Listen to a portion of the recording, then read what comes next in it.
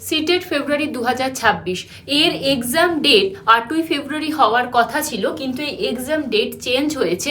এছাড়া তোমাদের পরীক্ষা সেন্টার কোথায় পড়েছে সেটাও কিন্তু তোমরা জানতে পারবে, অর্থাৎ প্রি অ্যাডমিট কার্ড কিন্তু ডাউনলোড করা যাচ্ছে।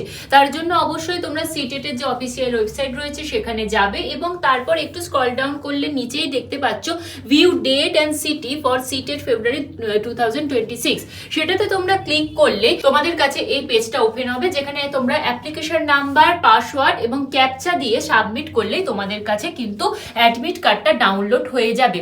এবার বলি এক্সাম ডেট যে চেঞ্জ হয়েছে সেটা আসলে কি হয়েছে।